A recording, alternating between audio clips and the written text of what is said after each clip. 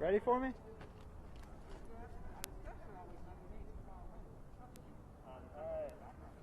Mic check, mic check. 1, 2, 3, 1, 2, 3. Microphone check. 3, 2, 1. 1, 2, 3. Good? Cool.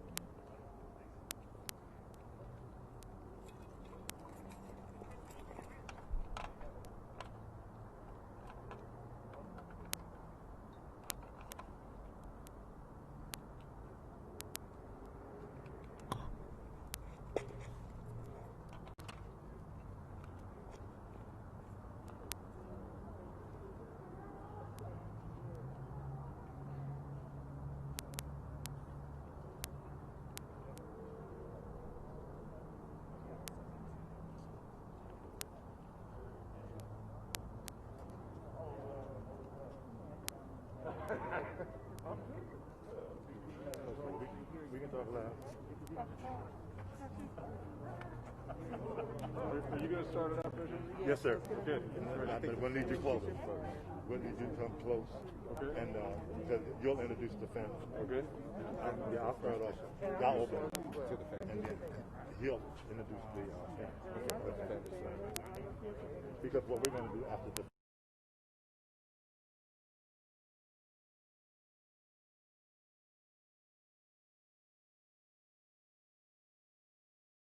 Brittany and Naftali, you guys want to come on over here with your families?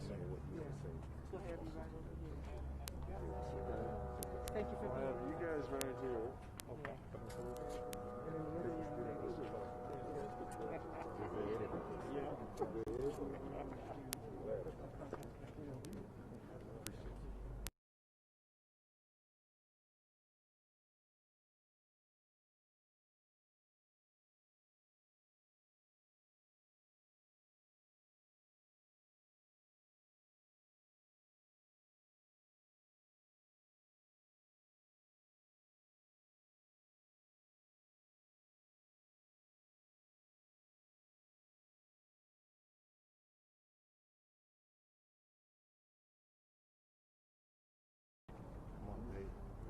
Excuse me, baby. I'm going to have a stand, then we'll stand back.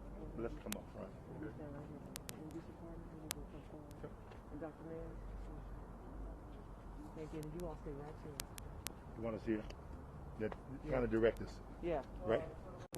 Right, a little bit. Yeah.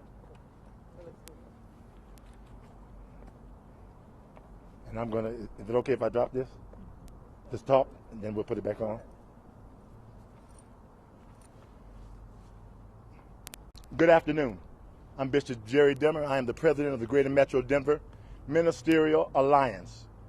And we've come together today concerned about things that have been taking place in Aurora since I was a teenager.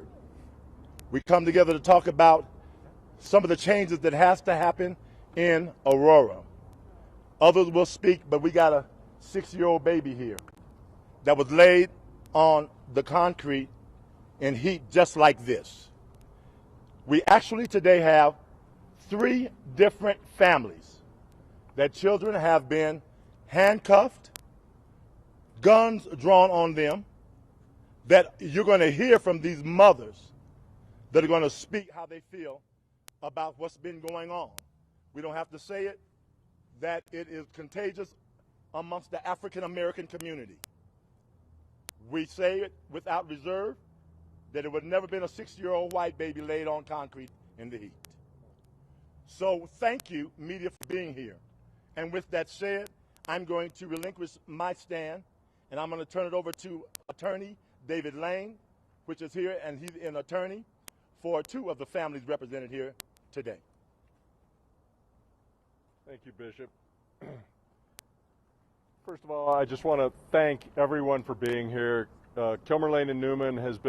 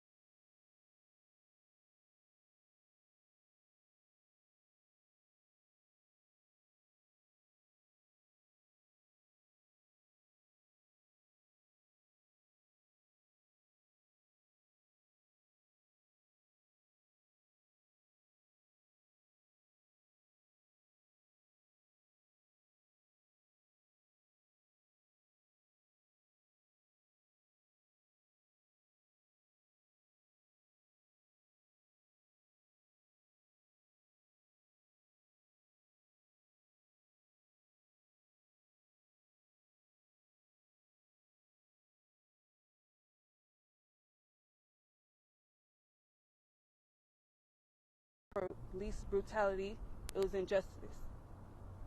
Because not once did anyone ever check a license, a registration, anything to clear up anything. They held a gun on a 6-year-old, a 12-year-old, a 14-year-old, and a 17-year-old, and myself.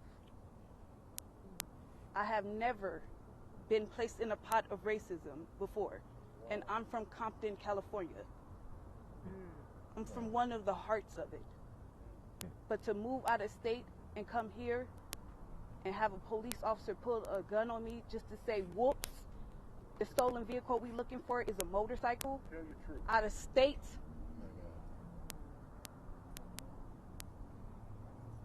Is a whole bunch of BS. They racially profiled me and these kids. We are girls. We are women.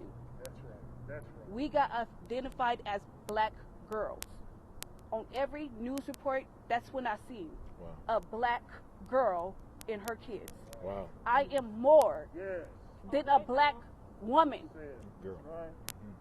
I am every woman. Yeah. I am beyond pissed. Not just for me, but for my kids. For them to say, oh no, we're not going to do anything but pay for therapy costs and a sorry apology that's not genuine, that's not heartfelt. That won't do. That would never do for me. All I hear at night is my kids' screams. 12 minutes of screaming. How do you shut that out?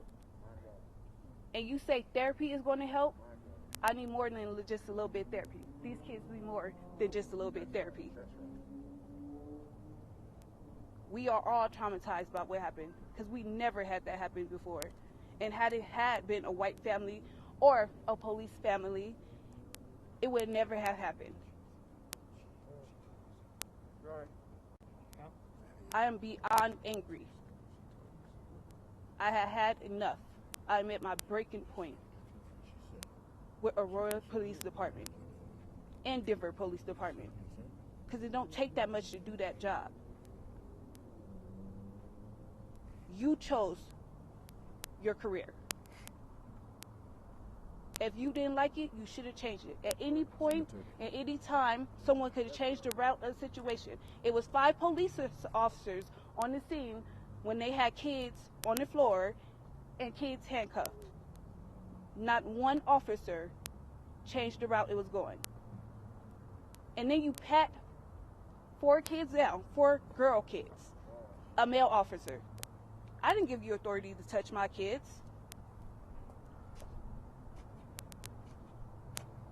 They was uncomfortable. And they have to keep reliving the same situation over and over again. They would never be the same.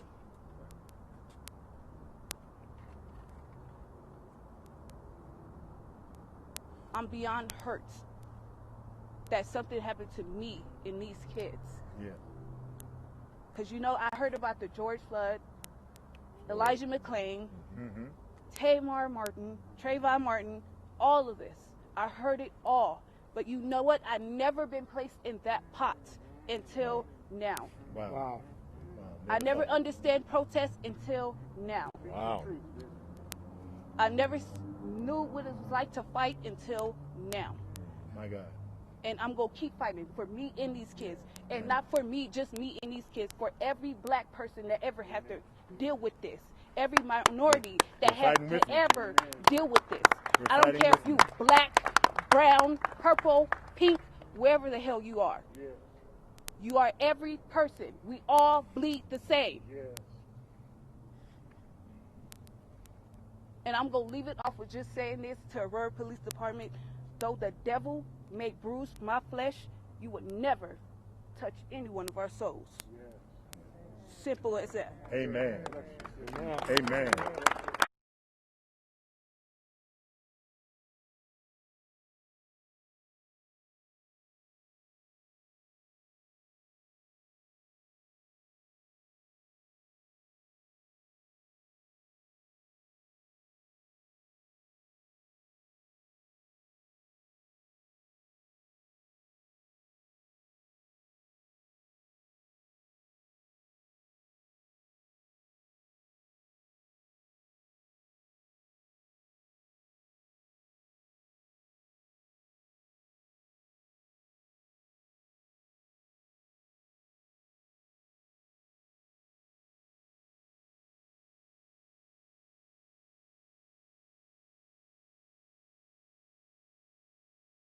over again throughout America.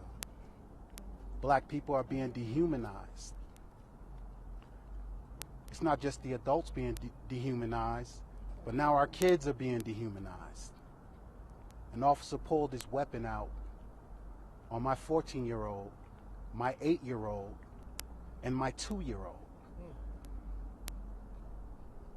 He came to my house to try to justify what he did and bring free groceries. At no point within our discussion did he ever apologize. He wanted to justify the fact that he pulled his gun out on children and ordered them and barked commands and yelled expletives at them, where my 2-year-old jumped out the car in fear. My 14-year-old wet herself while this police officer had his gun drawn on her.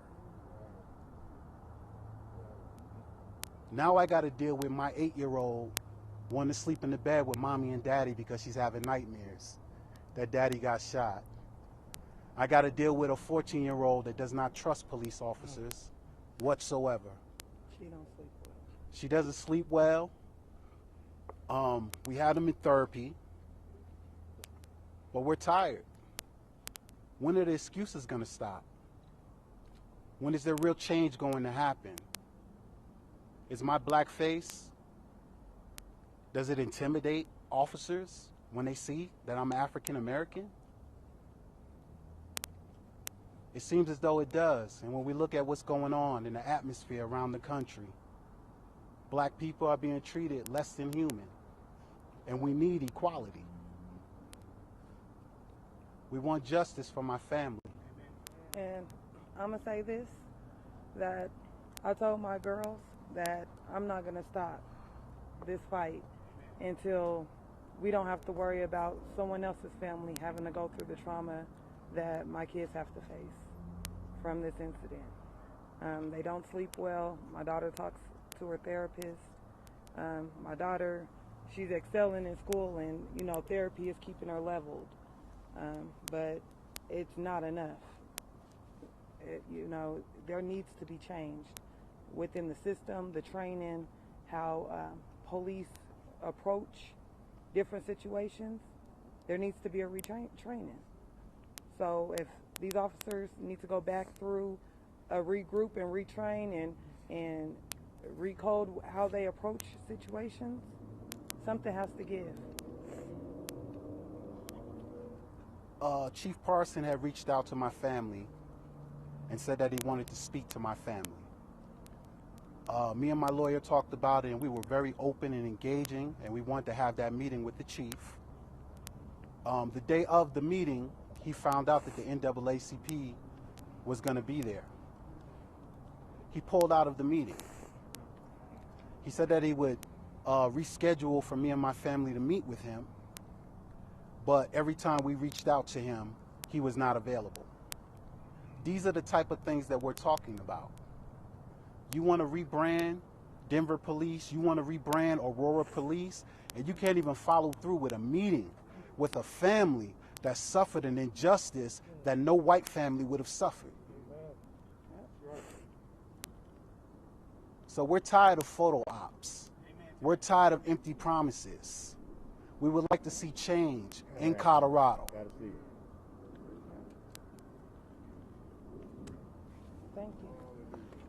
Thank you.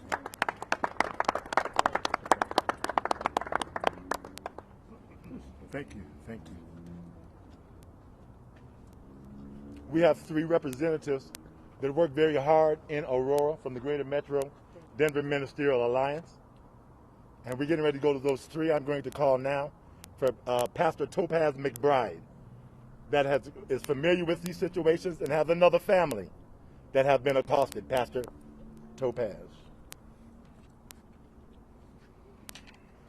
Good afternoon.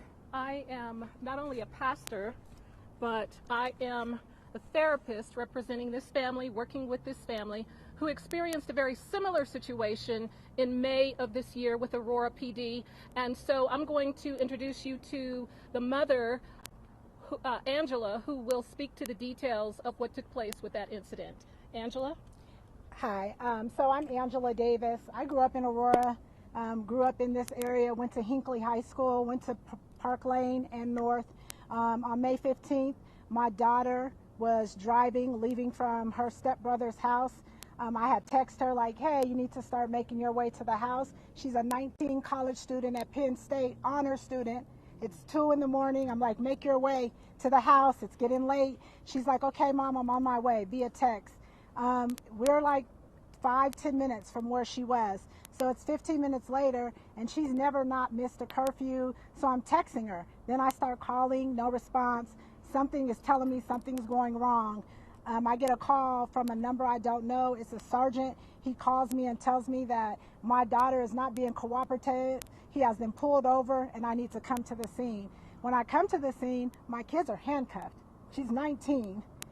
He's saying that she didn't identify herself, but his partner has not only her valid driver's license, her bank card and her social fell out of her lap when they did what they call a high-risk stop, where they had guns drawn on her. They said they pulled them over because a light-colored sedan left the scene of a shooting. The light-colored sedan she was in that day was a 2018 Mercedes-Benz, registered in my name.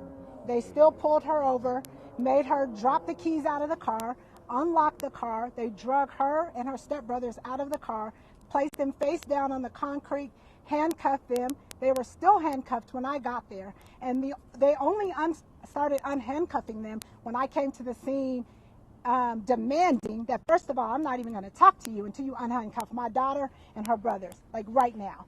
So he's telling me that he couldn't identify them. That's why they're handcuffed. I'm like, Jayla told you who she was. You have her driver's license. That's her identification. And so after that moment, they unhandcuffed everybody. They left. I stayed and talked with the sergeant. It was only because the next day I pressed the issue. I reached out to the captain, to District 2, to the boss lieutenant, to see what was gonna happen. It wasn't until they called me in, I got to see the video footage of them using a high-risk stop where they had guns pulled on my daughter. And at the end of the day, she was nowhere in the scene of the vicinity of the crime, of a shooting, told them they did not know of a shooting. And the officer, I really think, got mad because Jayla, being 19, told her brothers not to say anything because they were minors until I showed up to the scene, which is well within her right as a college student, a political science major. She's learning, so she's using this knowledge, and that's what we want our kids to do. We send them away. Jayla's 1,500 miles away from me. She doesn't have no family there. So I definitely raised her right how to act. And it's only her bravery that no one got killed that night. Only because of her standing up for these kids and keeping them calm. They're crying. Jayla's like, I got this. Mom is on her way. Everybody calm down. Be quiet. She's 19, handcuffed, trying to console an 8th grader, a 9th grader, a 10th grader, and an 11th grader, all under 17. And so I'm just tired. I'm 44, never happened to me. I grew up in Aurora. To see my baby go through this at 19, only had a driver's license 3 years, her interaction with the police is not good. She doesn't even want to have an interaction with them. She's not going to call them if someone breaks into her house because she doesn't have a good experience with them. And thank God for Pastor Topaz. She's been working with Jayla. Jayla was a little reluctant to go because of the stigma, but I'm glad she's facing her fear and going and getting help because I think that that is the only thing that's going to help her, but we need change. This can't continue to happen to our kids. Amen. Amen. Amen. And so I just want to add that I have spoken with Chief Wilson about this incident. We have yet been able to connect directly with the family. She said she didn't get my messages because I did follow up with her to schedule an appointment with the family. So hopefully I look forward to that happening in the immediate future. As we spoke on a conference meeting the other day, and she indicated that she would ensure that this happened because the lieutenant that met with the family has yet to follow through, and this incident happened in May. So this incident did not make it to social media. The only reason that we're seeing the uproar that we're seeing around the nation, around the world, is because of the few videos that make it to social media. But the numbers of incidents, the numbers of brutality and inhumanity emasculation.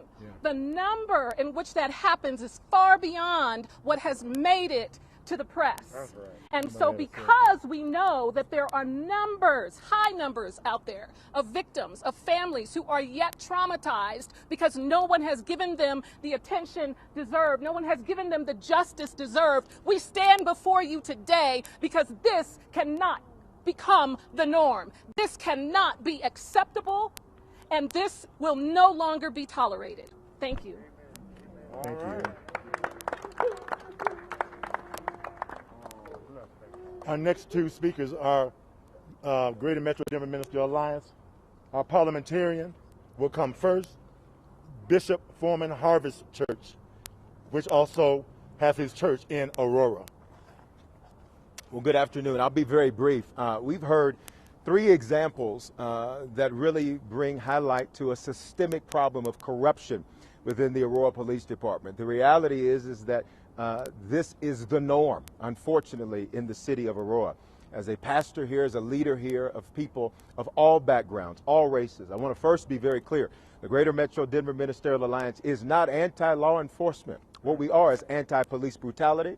We're anti-white supremacy, and we are anti the systems and structures that continue to perpetuate this lifestyle. The reality is we heard from the chief that these situations, one in particular, would not have happened had that family been white. So when you've got a department that acknowledges that but yet refuses to take the appropriate action to change it, it's appropriate for us to step in and do what we do. So what we're saying is we will no longer be silent. And let me be very clear. Every elected official and every official that is appointed by those whom we elect, they work for us. They are not doing us a favor. They are our employees. And when we summons them and call them to action, they have a civic and moral, frankly, responsibility to take action. Here are the facts, folks. They are not doing it. They're not getting it done. So we're here today to say this is not only intolerable, it's unacceptable. And we demand not just apologies. Apologies will not make up for what happened to these families, but not just these families, but the families that, as the speaker before me indicated, that we know nothing about. I had my own scenario. I watched an officer be harsh with an African-American young man right outside of our church. I called the police department on him, and do you want to know what dispatch did? She gave my personal phone number to the officer I called about in an attempt to intimidate me.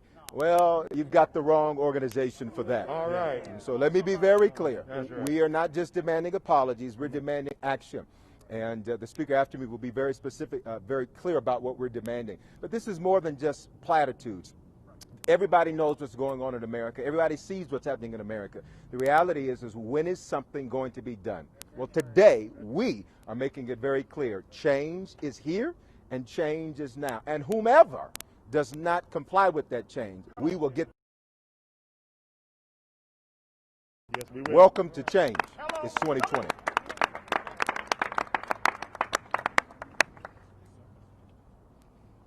The Reverend Dr. Thomas Mays, that has been working in the Aurora community for 30+ years, that's totally involved in different boards, commissions, is here to speak to us.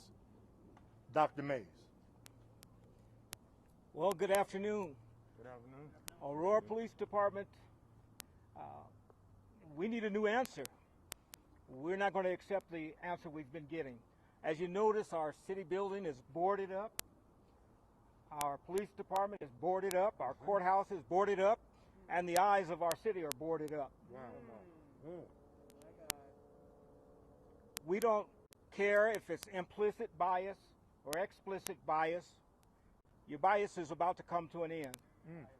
One thing we understand, that your bias will not be tolerated. Your apologies will not be accepted. No, we don't accept your apology. We don't want your apology. Your apology does us no good whatsoever. We can do nothing with your apology.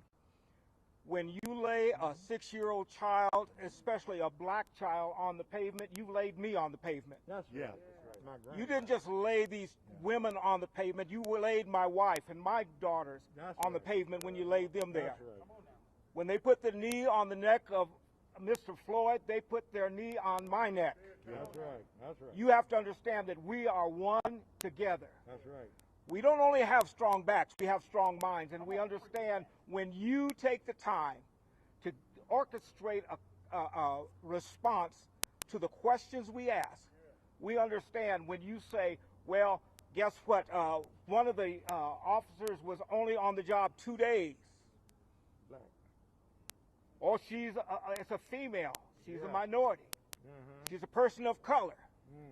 You think you've told us something that's going to cause us to have empathy? No, what you've told us, that they're like that coming out the gate. That's right. Just came out of the academy and they cannot make a judgment call to take a 6-year-old child off hot pavement. Something's wrong with their mentality. Don't tell us about, we don't want to hear about you have a few bad apples. You have a problem picking apples. Come. If you don't pick bad apples, you won't have bad apples. There you go. We're here today to tell you we want those officers fired. If they don't have the mentality, we don't care about your training. Yeah. What about your policy? Your policy means little to us if their mentality, their heart is not for the people of Aurora. They don't need to work for the city of Aurora. That's right. They work for us. That's right. They don't work for the mayor. They don't work for the city manager. That's right. They work for us. And we're demanding action, not yesterday, Yeah. but right now. Right now. Because we're fed up with your apologies. Yeah. We're fed up with your retraining and your de-escalation. That's right. It's time for change. Don't tell me the police department, and I've heard it from police officers, well, our system is broken. It's not broken. It's working just the way you planned for it to work. Right. Just the way it was designed to hold the black people down, hold them under subjection, hold them under bondage. Guess what? Your real good thing is about to come to an end. It's over. We don't need you to retrain. We need to redesign, redirect, and reform the police department. No, I'm not talking about defunding. What I'm talking about is restructuring our police department to where it begins to look like us, talk like us, communicate with us, and serve us. That's right. We need you to protect and serve us, not to kill us, That's right. not to take our children That's right. and lay them on the pavement because you said there's a motorcycle. How ridiculous! Stupid. How would you have the audacity to even make a statement? I thought that it was a stolen vehicle. There is no confusion here. No, not for us. It may be for you, but it's not for us. No, sir. We understand it because I've been in Denver all my life. All your life. I've been in Aurora since 1984. Look at you. I've been pulled over. I've had guns drawn on me, so I know they're not lying. I know this is not something that just started. That's right. This is not something that just started. This has always been. That's right. Yes, we had a black police chief for 5 years. Did it make a difference? No! We don't need another black officer. We need a police department that is structured to serve the people of Aurora. That's right. We need a county, Arapahoe County district attorney that will speak on behalf of the people. Have enough guts That's right. to charge them when they're wrong. Don't tell me about you've got to investigate. We've seen it, you've seen it, the world has seen it. All of us have seen it.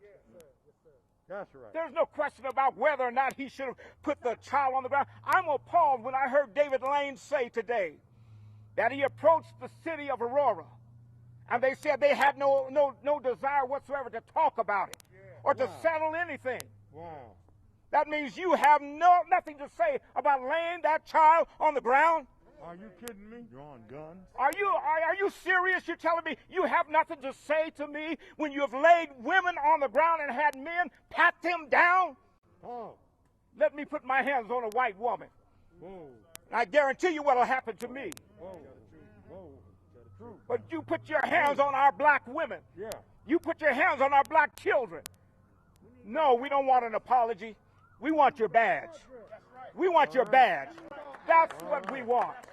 And we came today to ask you, will you have enough guts? Will you have enough integrity to say, hey, I'm not fit for this job. I can't make a decision to pull a 6-year-old child off the ground.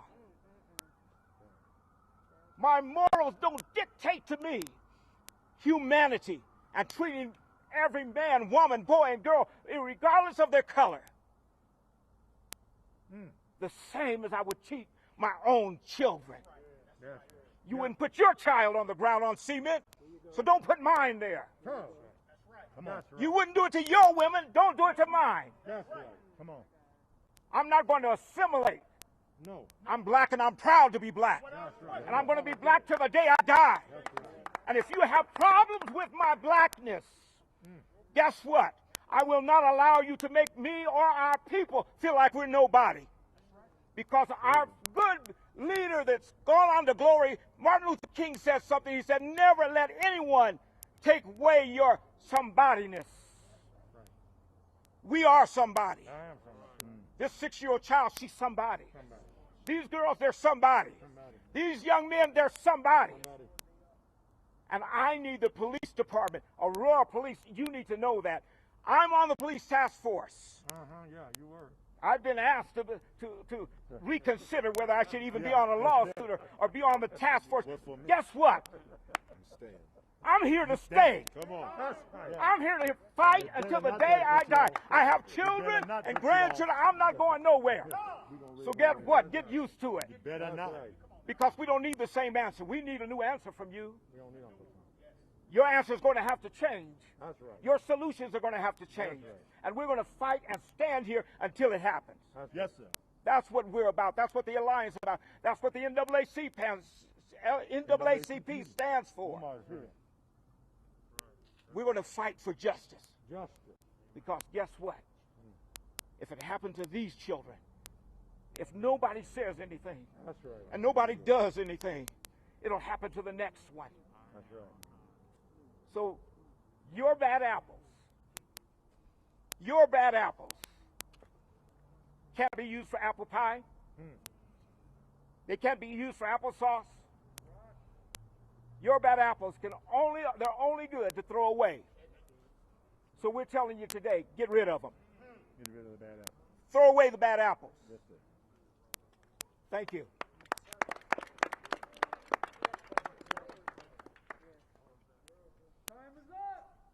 We want to say, we're beginning here, and then we're going to open it up for questions. But it begins, somebody said, charity begins at home and spreads abroad. We're starting here. This is our home. This is where we live. But we're also joining a national movement. We're also joining the Reverend Al Sharpton in Washington on August the 28th that says, get your foot off of our neck. We're not asking, we're demanding it. And we believe in the George Floyd bill. Get your foot off of our neck. We're ready for questions. Aurora Police just selected a new chief, which is interim chief. Do you support Vanessa Wilson as the chief, permanent chief of Aurora Police? I don't accept her. Yeah, we support her. I'm sorry. We had a 2-minute 28 conversation. You act like we had a full conversation. Come on up. This is mother. Apology. Come on, baby. And then say therapy costs, and then you justify the fact that what happened to me and these kids is okay. Oh, it's protocol and it's procedure that you handcuff. You tried to handcuff the 6-year-old. Let's start right there. But her wrist was too small, and my 14 niece wouldn't let it happen. So you tried to handcuff her. But instead of you doing that, you handcuff a 12-year-old and a 17-year-old and then try to move on. And not only that, you start patting them down. It's all on recording. You start patting them down, and then a lady start recording. And then for you to say, like, you know, oh, you basically contradicted yourself. Oh, I feel disgusted about everything that happened to you and those kids. You feel disgusted, but then you go off on the news and say, oh, I feel like they was doing it in good faith. Good faith. Good faith. So we was being held at in a parking lot for 2 hours. Good faith. Good faith. That's good faith. But can no one clear it up? And the whole time after you cleared it up, you know what you said? Oh, it's a motorcycle that we're looking for. But it's in the state of Montana. Wow. I want to know how me and 4 kids is going to hop on a motorcycle in Montana and get the rolling. I want to know how that's going to happen. And not only that, they saying that, Aurora Police Department, that, they was just going based off the license plate. So when my vehicle came up stolen, how did you know it was mine? I want to know that. Did you use the description? Did you use the license plate? You just going based off the license plate number. How did you know at that point in time that that vehicle was mine? You would never have known if you just going based off of their license plate number. You mean to tell me not one person got on the radio, dispatcher, anything, that whole time me and 4 kids was there to say anything like, you know what, maybe we have the wrong vehicle. Maybe, just maybe. Just maybe we have the wrong vehicle. Yeah. Maybe we have the wrong people. Yeah. You got children. But then you go back and say that my license plate and my car description fits the description of the vehicle that was supposedly stolen in Montana. That I got an SUV. What the? A motorcycle and SUV don't even match. No. Change. Not just for me, for these kids, for these people, for everyone. Change. Yes, right. That's it. I would understand if you would have changed every single route that you tried to take, every officer on that scene. But not only that, it was 14 police cars there by the time I left. By the time I was leaving, it was 14 police cars. For me and 4 girls. Yeah. And you know what they say? Oh, the situation got irate. The situation got hostile. If it's a motorcycle. Girls. Wow. Women. I never once was it hostile. But by the time it got hostile, it was already 10 police officers on there. By the time I started speaking my mind, speaking my freedom, it was already 10 police officers there. For you just to say, oh yeah, I'm sorry, we didn't verify anything. Well, we know you didn't verify anything. You was flawed from the get-go. That's right. Everyone on that scene was flawed from the get-go. You didn't do a high-risk stop. That's right. You came behind the parked vehicle that was sitting there for more than 5 minutes. Jeez. And then you go and say, oh, it's the dispatcher. We're going based off what the dispatcher said. And then you go say we went off the license plate reader.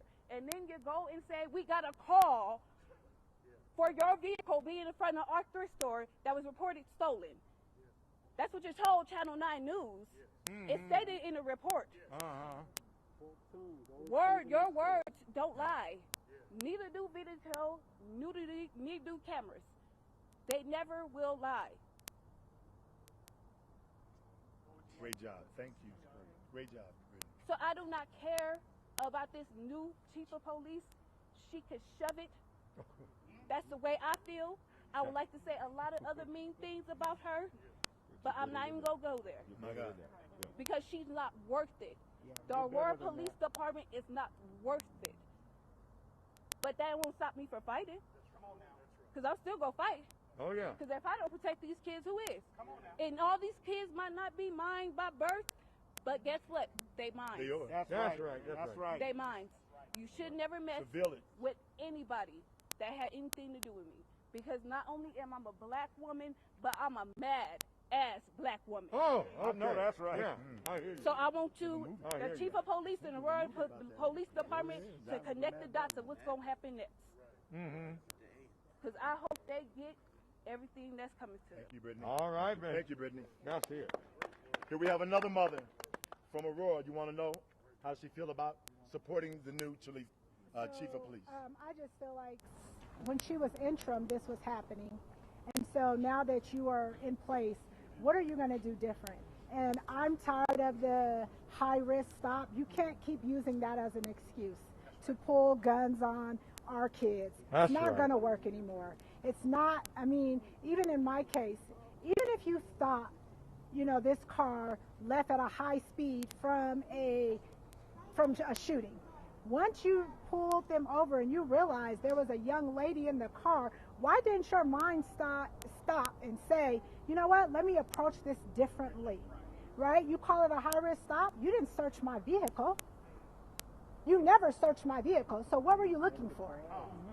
You have my daughter and her brothers on the ground, handcuffed, You patted them down, you stayed there, and you told me that because all of a sudden when I get to the scene, because like I stated before, I was not at the scene. When I get to the scene, I, as any mother, I see my 19-year-old who I know is an honor student in college handcuffed. I definitely was highly upset. And I was definitely talking to the officer rude, but I don't owe you anything. Unhandcuff my kid. You have nothing to have her handcuffed for. And my thing is, I was fortunate enough that because, you know, like my uncle's a pastor here, my dad used to pastor here, I reached out to the right people. So I got to see the video. It didn't change my reaction. You still, the body cams, it didn't give me, I wasn't like, oh, that's why you pulled a gun. No. The body cam did not display any reason for you to use that type of force on kids. And I just think it's her job now.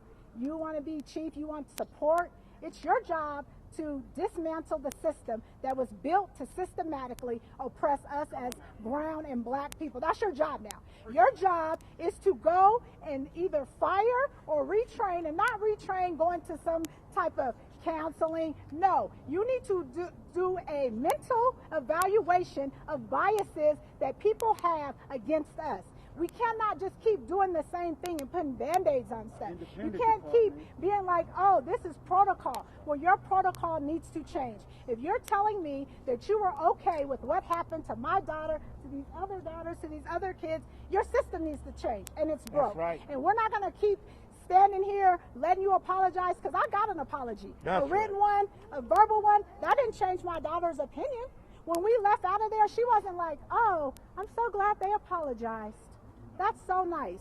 No, she still is frightened of the police right now. And so I right now challenge the chief. If you want to be the chief that you really want to do the hard work, you have to stand and make some hard decisions. You can't just keep being silent. You can't stand with the norm. You got to be above the norm. You got to set the standard. And if you can't set the standard, we don't want you. We want somebody who's going to set the standard, live by the standard, abide by the standard, and hold police accountable, period. This good old boy network needs to be cut down at the knees and built right back up. You cannot continue to tell me that everybody's following protocol. You can't stand by systematic racism and call it protocol. Correct. You can't do that. And so until she does that, until she makes some type of brash, where people notice it, you're not doing anything different than when you were the intro. You haven't done anything different. And so I just challenge her to do what's right. Do what's morally right, what's biblically right. Do what is right for these kids. They should never experience this. My daughter's friends were outraged when she happened. They had never heard of this. Her college friends, they were like, what happened? They've never went through this. None of it, like, this is unacceptable. And until she recognizes that and stop apologizing, we don't want your apology. We want you to recognize and change. Thank you. Thank you.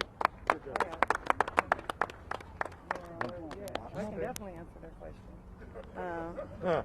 Come on. You know, with the city and county of Aurora and Denver, the change that can go is first realizing, do they do personality assessments on these officers?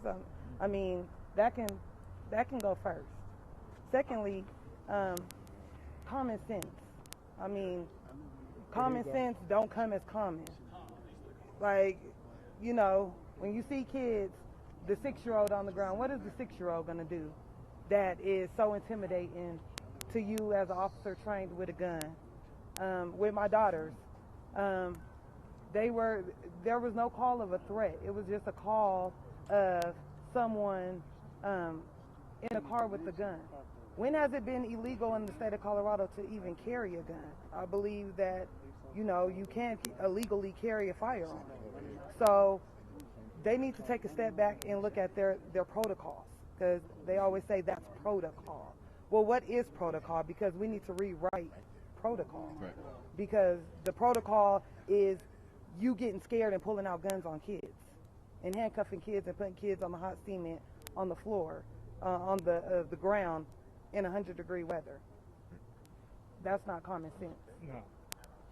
Like, and we can start there with the basics. That's, you know, the basics. Everything else follows.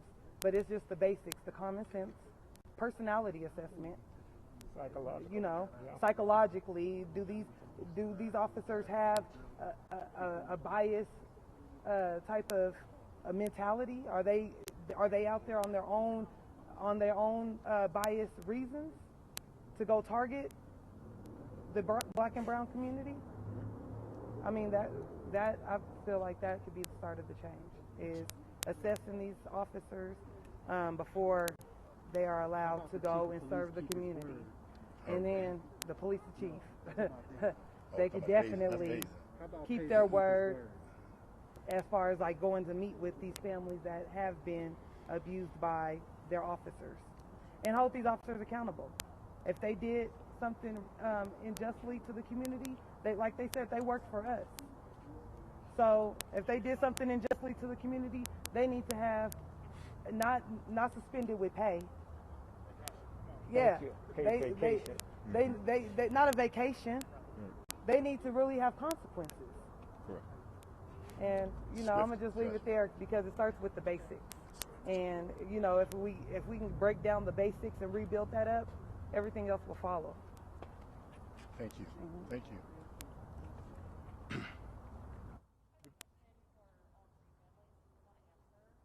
Well, I want to talk. Let me answer that first question as far as the trust for Chief Wilson.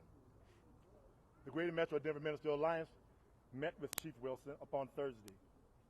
And I must say that when Chief Wilson came in, she came in very much apologetic. And I think we've talked about apologies out here. She came in very much confessing, and I think that Bishop Foreman stated that she knew it would not happen if it would have been a white family or white children. She came in, talked about systemic change, what has to happen with some type of restructuring of the department. And she stated she just got in office, so give her a chance. But we understand she's been in office. You didn't just get here because if you're interim, you're in office. And they've taught us that the buck stops with leader. So everything that happens in Aurora falls up underneath her. So the Ministerial Alliance is saying that we got to see put up or shut up. We're saying that we've got a flashlight in the middle of the daytime, watching everything that you do. We're not talking about we're waiting 2 and 3 months. I received a letter from District Attorney Brockler that said just hold for a minute. And we are now investigating to see if charges should be brought up. First of all, he's term limited and he's out of here in a couple of months. He really don't have a dog in the fight. So if we want to wait on him, things will never change. So we're saying that we need immediate change. Now I got a call from the Denver Post. They said, you giving 72 hours? I said, after we talked to Chief Wilson, we took away the 72 hour. But that don't mean that the 72 hour didn't turn into 102 hours. But we're looking for immediate change. So if she does not comply, then we're going to take the next steps. And one of the biggest ones we are talking about is the calling of the Justice Department. So things can be looked at Aurora PD totally. Top to bottom. Federal, yes. Yes, on the federal Judicial. level.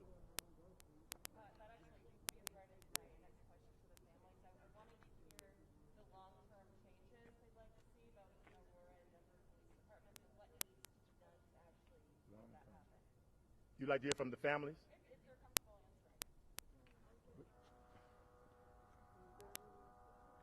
Israel. Come here, Brittany. They want to know what long-term change do you want to see happen? Come on, baby. What's your name? Angela. They want to know what kind of long-term change do you want to see. You want to ask the question again?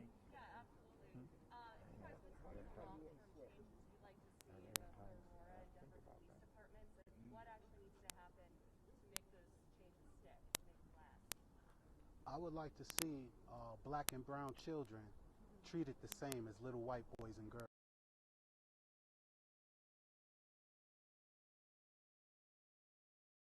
see policies put in place where black and brown little kids can be treated with the same equality as white little boys and girls. I would like to see adults, when they're stopped at traffic stops, unarmed, able to go home to their families. We have serial killers that have gone out and shot up churches, that have gone in and shot up malls, movie theaters. They're alive to tell their story. They've seen their day in court. But we see our African-American males and females end up dead at the hands of police officers, and there's no accountability whatsoever. There's video that surfaced. Everyone gets appalled. The fight begins. But at the end of the day, those officers are getting slaps on the wrist. We need some real change, and we need liaisons between African-American and police, because it's obviously they're not doing their job. I went to Denver Police Department and filed my complaint. Spoke with an officer. He asked me who am I filing my complaint against. I told him who the officer was, told him who I was. He said I have to go get a sergeant to deal with this complaint. He didn't come back for 45 minutes. I was standing outside of the police department looking like a fool, thinking they were going to come back to help me, but they weren't. These are the type of things that we need to see change. Thank you. Thank you. I mean, so I think I touched on it earlier. I think that the system has to be broken down. It just has to be broken down, dismantled, and restarted. And I think that the way you do that is that you start holding these officers accountable. Let's start with that. You know, you can't keep letting them continue to do the same things. And I'm sure if we looked at all these officers involved, this is not their first stop. This isn't their first interaction that wasn't pleasant with African-American women, men. So you first need to hold police accountable. That's the first step. Once you start holding them accountable, and not just the chief, but other police, you should be policing other police officers. If you're with your partner and you think what he's doing is not right, speak up. Change. Be like, we're not going to put these kids on the ground. That doesn't make sense to me. Let's do some, what else can we do? I mean, and so I think until we break that system, you have to fire, first of all, those cops that are not right. And they know who they are, and so does the chief. Then you have to hire and train new cops. And you need to hire and train new cops that represent the districts they serve. You serve in District 2. I live in District 2. I grew up in District 2. There's no reason why you should know what my daughter looks like. So when you came in contact with her, oh, this is Jayla. She's home from college. Oh, she wasn't a part of this. Let me make sure everybody's okay. You should know the people who you police. You start there. So therefore, when you see us, you're not intimidated because you know these kids. You've seen them grow up. So you should be living in areas that you police, or at least have some type of facial recognition of the areas that you police. That's first, because then you start breaking down those biases that we all have. Like, we're not going to stand here and say people don't have biases. We all have them, right? But how do you break down those biases, right? You can't keep doing the same thing. So to break down those biases, you need officers that look like me, that are brown. And then you need officers that are not, that understand systematic racism and are like, you know what? This is my child, and I'm going to treat this child as if it was mine. And when you start thinking like that, you change the mindset. But it has to start with the chief. She has to look at all this as her family. This is my daughter. Them is my grandkids. This is my daughter. I have a daughter in college. If this would happen to her, I'd be devastated. And I'm sorry wouldn't fix it, right? And so she has to be accountable before she can hold anyone else accountable.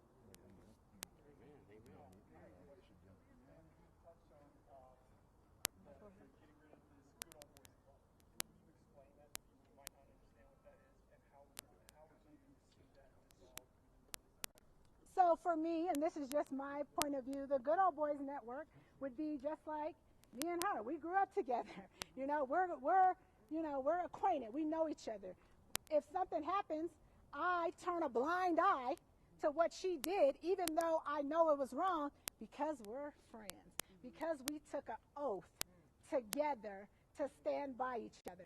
Instead of me calling her out like, you know what you did wasn't right, and we're here and we're a servant as a police officer. We are here to protect and serve. We took an oath to protect the communities that we serve in.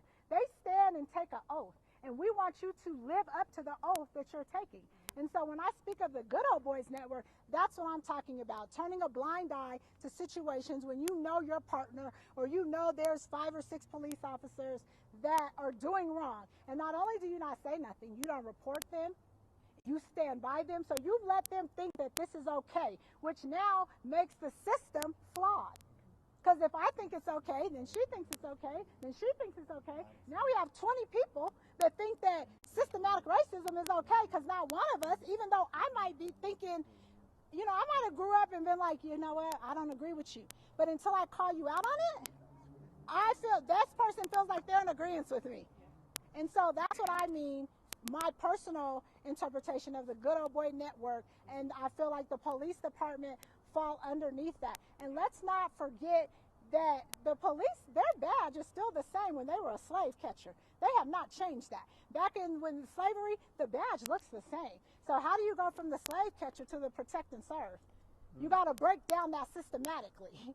You can't keep just, oh, I've been on the force 30 years. So what? It's time for you to go. If you're not going to police and protect the way that you should be doing it. So what kind of accountability measures would you like to see in practice in order to kind of break that up? I mean, I think you have to start with firing. When people know their job is on the line, they will change. Others need to see it. You know, others need to see it. I work in corporate America. I can't go to work and do whatever I want every day. That's right. And still have my job. I can't.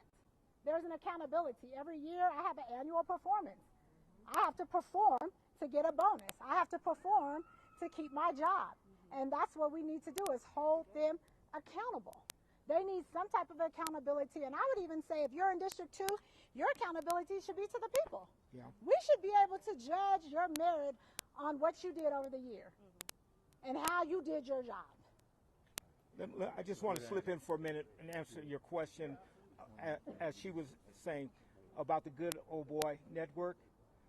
Just so you have clarity, to identify the Good Old Boy Network, they returned to the scene where a young 23-year-old was killed, and they demonstrate the chokehold and laugh and send it back to their friends.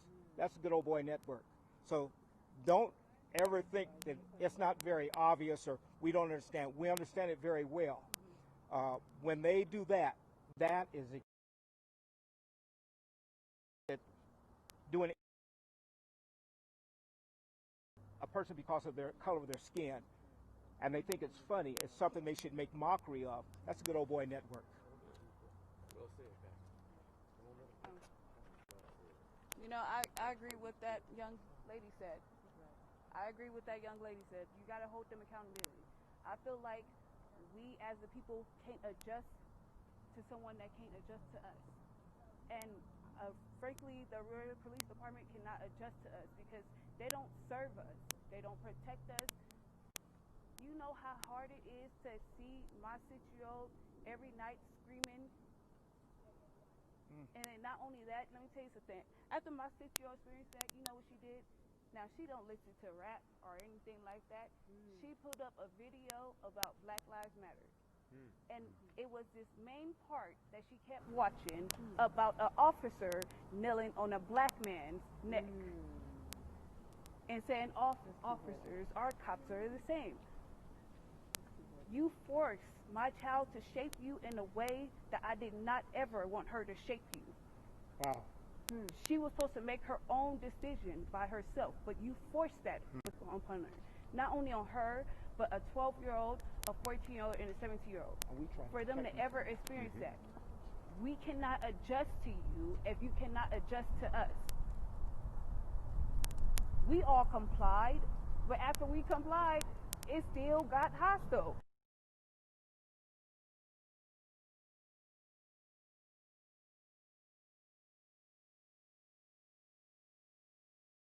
The good boy system. It's easy. training, procedure. It's not even about defunding, changing procedure. Get a policy and stick with it. But get a policy that's going to serve we as people, we as a community, not only for black people, but for all minorities and white people too. We shouldn't have to deal with that. Simple. At any point in time, somebody could have changed it. Not one person did.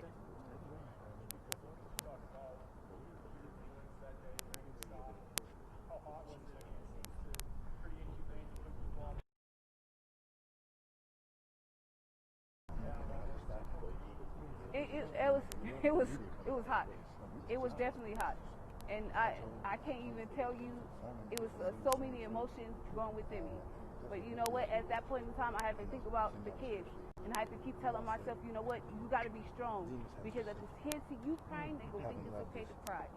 And even before they start handcuffing me and everything like that, I had to look at the kids like, look at me. Do you see me crying?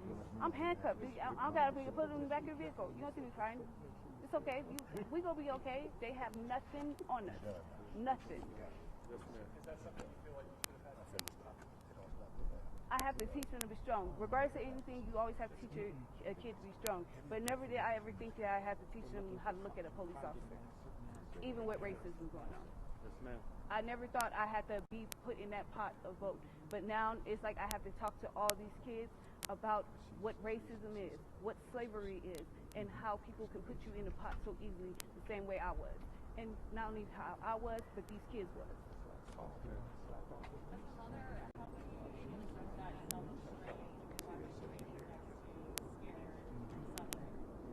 Whew. It takes a lot.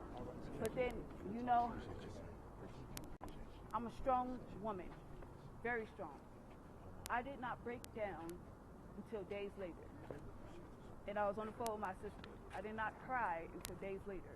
We in a store, and I felt like everything was just coming at me all at once.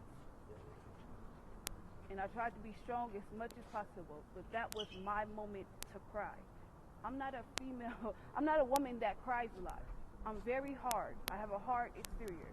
But to see those kids go through it, it breaks you down mentally, emotionally, and physically. I was not only dehumanized, but kids was dehumanized. I felt powerless.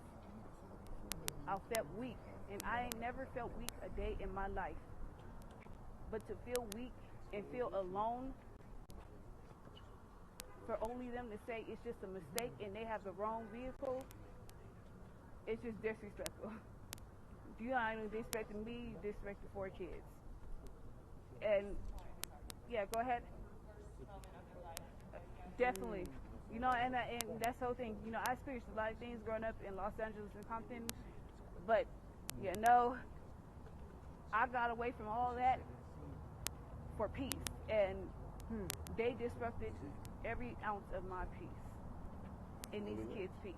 We did not feel at peace. We felt broken. Are there any other questions?